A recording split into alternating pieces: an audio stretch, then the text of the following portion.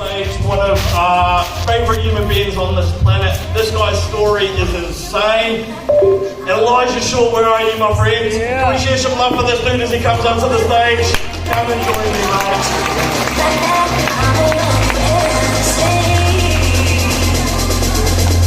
Bro, that man bun is looking insane too. Who does that for you, mate? Oh, myself. No, actually, I found that if you rock a man bun, you can save money getting haircuts. If you just get your mum to trim the side and just tie the rest up. Genius. Already busting out the pills of wisdom already. Make sure you write that one down. Grab yourself a mic, my friend. Hands up if you've met this dude before. Then we put your hand down, your sister. And anyone else? Yeah, you've already got a few fans over here.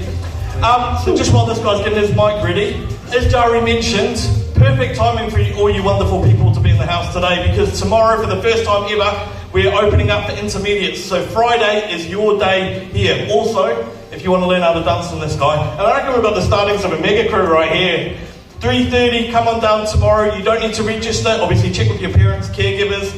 3:30, this space is yours. You can learn to dance like this amazing human here. 3:30 till 5:30, and there's no cost. It's completely free of charge. So tomorrow, come on down, check with your parents for 3:30, 5:30, completely free, and you can come and hang with our amazing team and learn how to dance. Yeah. Anyway, the spotlight is on you, my friend. Awesome. Sweet. So, I'm going to hit you with a couple of quick fires. Is that all good? Just so we can get to know you?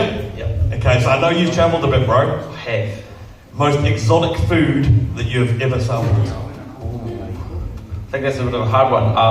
Most of the time when I was travelling, I was pretty young. My parents used to do missions work overseas, so before I was about age 5, mum and dad had already taken us to about 18 different countries. Wow. So most exotic food would probably have to be some like super spicy Indian food when we were over in India. So how hot are we talking oh, about? like pretty hot. Like when you start crying and your ears hurt. Wow. I think that you get used to it the more you eat it, but it gets pretty spicy. So you couldn't go for a mild butter chicken anymore these days, no? I think mild butter chicken's a pretty safe option, yeah. Okay, nice. Favourite movie of all time and why? Ooh, it's a good question. I think my favourite movie would have to be Back to the Future. Does anyone watch Back to the Future? Yeah, it's a good movie. There's a few of them, but I still reckon the first one's the best one.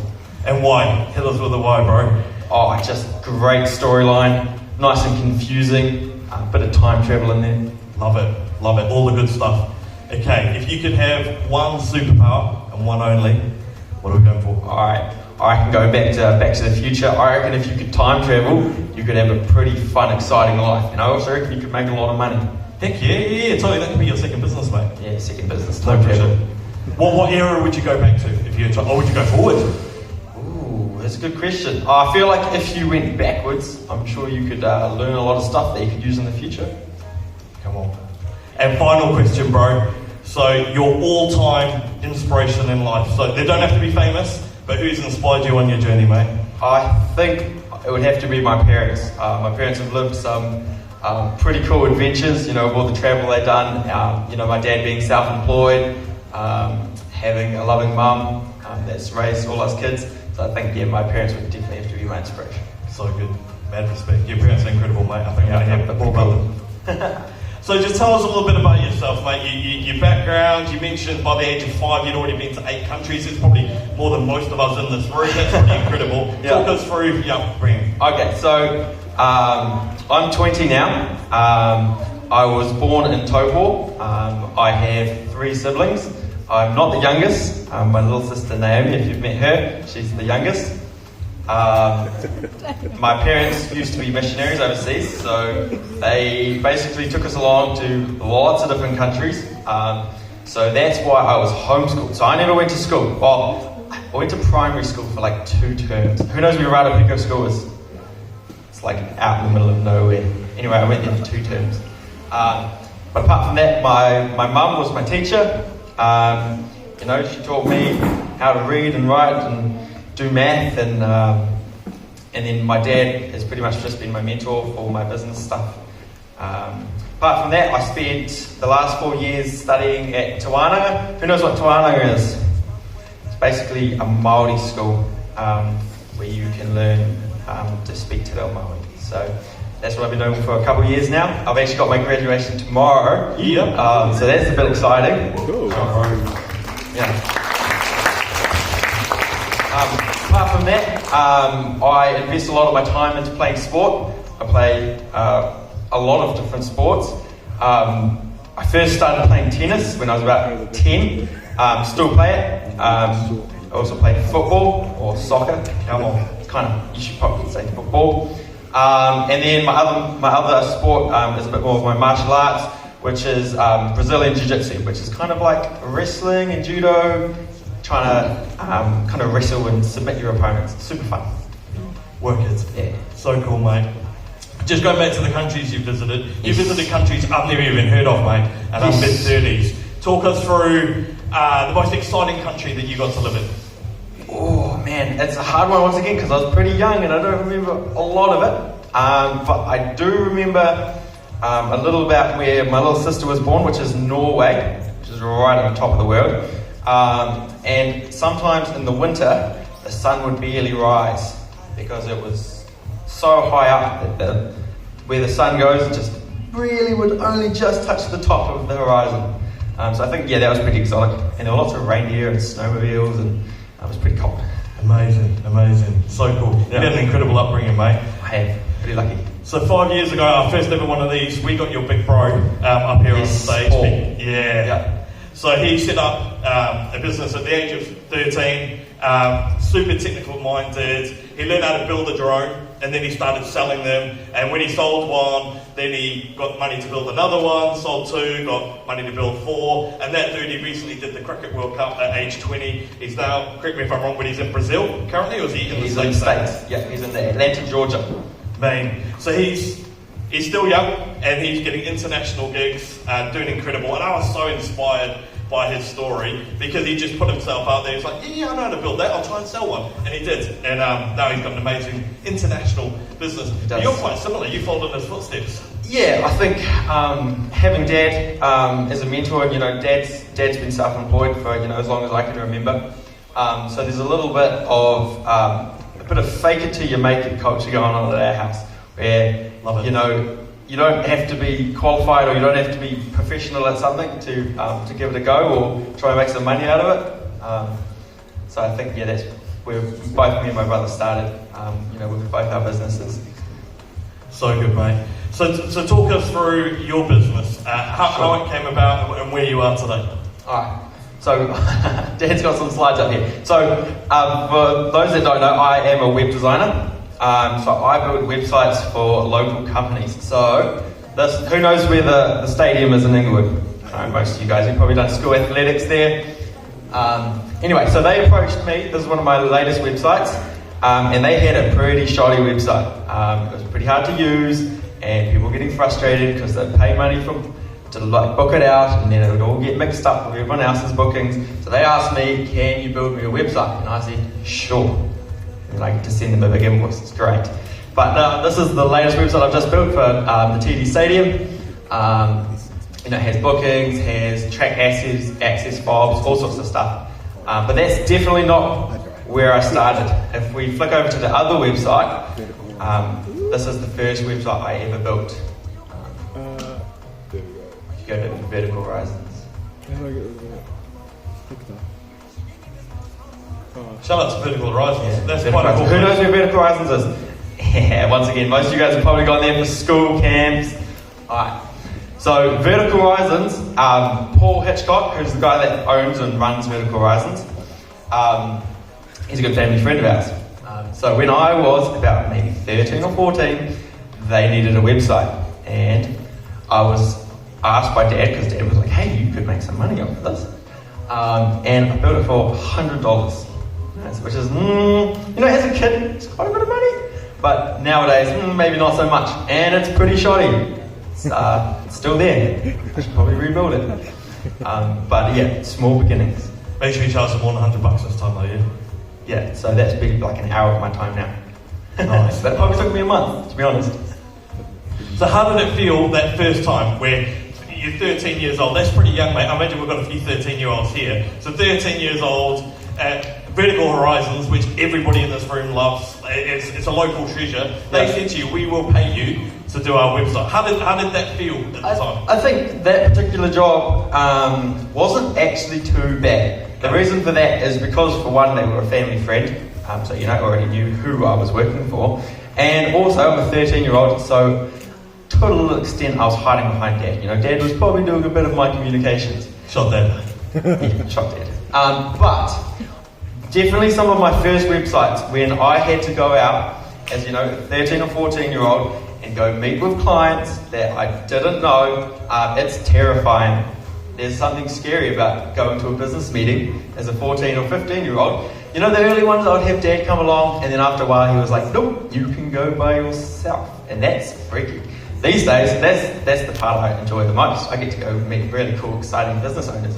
But as a 13-year-old, it's terrifying. So once again, fake it till you make it. You just put on your brave face and try to say all the right things. And if you don't, whoops, it's all good. Just keep going. I imagine you were nervous, bro. That's what I want to really drill into. So I imagine so many questions here. If I was 14, 15, and I was going to, big scary business owner, I had to build this website for it. And the website is like the first impression of a company, right? So it's like make or break. You're 14, 15. I imagine you were nervous. I'd have been shaking like this. Always nervous. How did you overcome those nerves? Like, what did you say to yourself in that moment? I think you just got to be nervous and do it anyway. I think you just got to do the next right thing. I think making a list of things you need to do can help, so it's less overwhelming. I think that's a big thing for a lot of my life. Like, if you've got big goals, and it's really overwhelming and you're freaking out, if you get out a big bit of paper and you write out all the little things that you need to do, and you do them all one by one, eventually you're going to achieve that goal. Whether that be building a website for a scary client or something else. So good. That's a common theme this morning too, because Jack touched on that, just writing down those dreams, writing down those goals, spelling them out, and then taking those steps from there. So if you haven't already, asked Mum, Dad, whoever you live with to buy you a notebook. Best investment you'll make. Yeah, notebook, A4 paper, doesn't really matter. Even if you don't keep it, it's just something to just put a little bit of structure to your thoughts. Because when you're overwhelmed, you just have so many thoughts and feelings flying around in your brain, and you can't really kind of figure out what's going on. Whereas if you put it down, maybe you can, put a little bit of an order to it. So good, mate. So talk us through. So today, what does an average day or an average week look like? Okay, so honestly, the reason I work is so I can play sport. I'm like probably the most sporty person you'll meet today. As I said, I play like football, tennis, I gym every morning. So a normal day for me, back when I was first playing sport, I used to always get up at 5 a.m. So 5 a.m. was just always when I'd wake up. These days, not so smart, I always try to get 8 hours sleep. So if I can go to bed by 9 p.m, which is probably early for some of you guys, maybe not, I can get up at 5 a.m. Perfect. I have a good day. Otherwise, if I go to bed at 10, I'll get up at 6. So that's every morning. And then as I said, I was studying Te Reo Māori, so I work with my mum and we'll do a bit of translation work. So we actually use the Bible as the kind of item that we translate. So Mum will read it in English and then I'll read it in Māori, and we'll kind of give each other little words to try get and translate, which is really fun. And then after study, I will go to the gym. I'll usually be at the gym for about 2 hours every morning. Go home, have a shower, have my breakfast. My breakfast usually consists of 6 eggs and 2 bits of toast. Good way to get some protein. And then after breakfast, I will try to get as much work as I can done, which will usually be from about 8 or 9 to about 5. And then I will head off to training. So on a Monday, I'll train jiu-jitsu at about 6 p.m. On a Tuesday, I will play tennis or football, depending on the season. Wednesday, jiu-jitsu again. Thursday, tennis or football. And then Thursday will be, football or tennis. Friday will be jiu-jitsu. And then Saturday will be football or tennis. And then Sunday's my busiest day. I like to keep Sunday as my most high intense day. So I will go for a run in the morning. Who knows where Lake Mangamahoe is? Beautiful spot. It's beautiful, isn't it? Who's been around Lake Mangamahoe? Alright, well every Sunday I run around it 3 times with my dog. I've got a cute little border collie. So that ends up being about 12 kilometres. It leaves me pretty tired. So you just make sure you have a good breakfast in the morning. And then after that I'll head to jiu-jitsu training, which is at 9. And then after jiu-jitsu training, I will sometimes try to catch the end of church out in Waitara with my parents. It's pretty funny. I always end up being super late because I'm training. And then after church, I like to hang out with my friends. I think if there's something that I can leave with you guys today, if you have friends that are motivated about what you want to do, like if you're sporty and you hang out with really cool sporty friends, then it's really going to help you stay on track. If you're sporty and you have friends that are super lazy, you're probably going to become lazy too. Anyway, so after my runs and jiu-jitsu and stuff, who knows what a sauna is? Me and my friends have been mucking around in the sauna, so we'll usually do an hour in the sauna. We'll do 2 lots of 30 minutes. It's pretty horrible, to be honest, but hey, it's good for you. And then, who plays volleyball? You want to play volleyball? Yeah, I usually play volleyball Sunday afternoon as well. And then I'm pretty tired and I usually have a good night's sleep. So I play a lot of sport and I do my website stuff so I can pay for my sport. Because sport's sometimes not so cheap. You're a legend, mate. You're an inspiration. I know where I've been going wrong all these years, but I ate eggs for breakfast. That's why I ate 6 eggs it is. 6 eggs. So that ends up being one, like a dozen, like a carton of eggs. That's a whole carton every 2 days. So thanks, Mum and Dad. Yeah, sure. Still live at home, by the way. Yeah. Right, I've got one more question for you, and then I'm going to hand it over to these legends, because I imagine they've got quite a few. So, for anybody that's sat here, they've got an idea, they've maybe got a business in mind, they've got a goal, they want to start out, maybe it's websites, maybe it's photography, maybe it's sport. Yep. What would your advice be to them?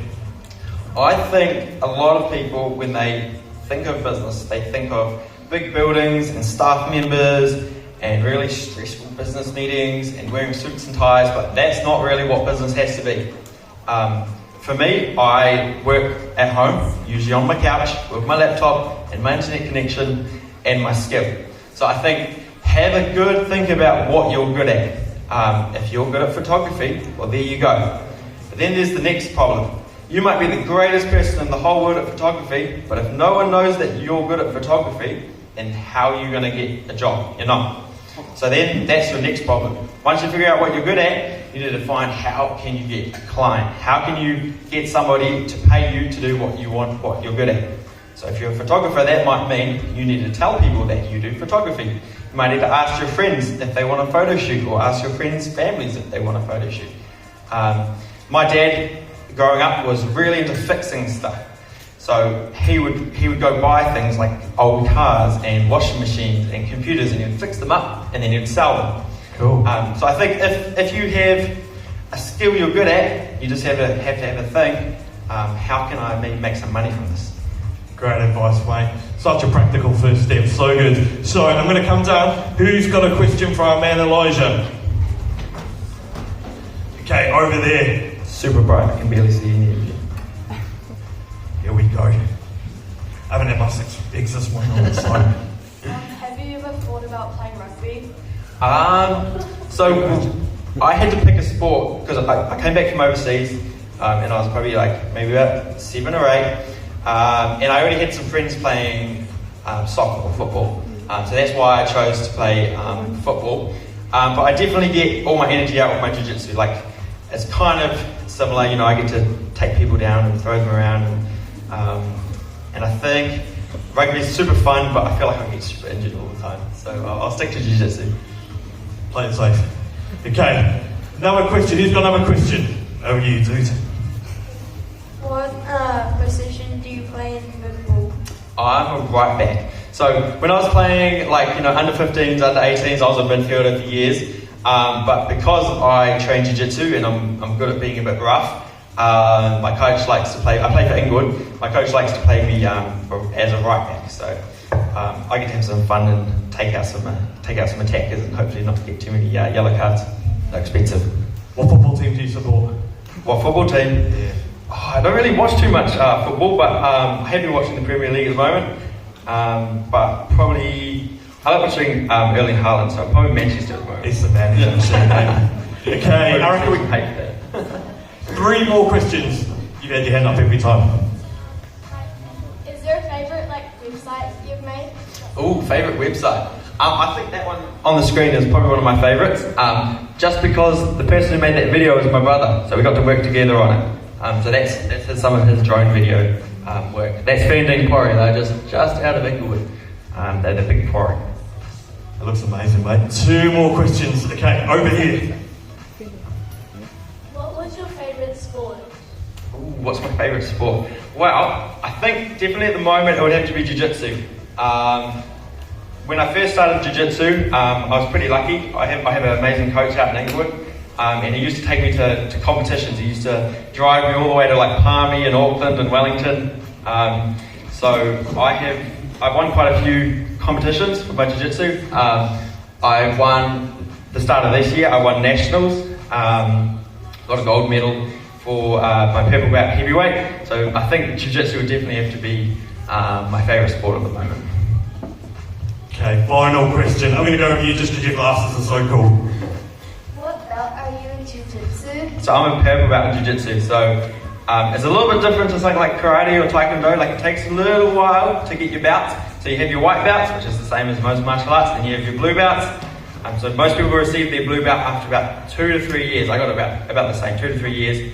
And then after blue belt, you get purple belt, which is what I am. So I've been training jiu-jitsu for 5 years now. I started when I was 15. And then after purple, you get brown and then your black belt. So my coach has only just got his black belt. He's been training for almost like 16 years or something. So yes, I'm a purple belt.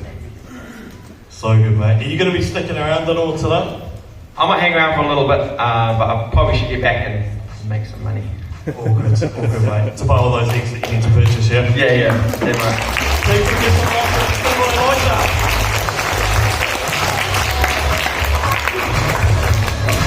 Shot Elijah. What a man. What a man.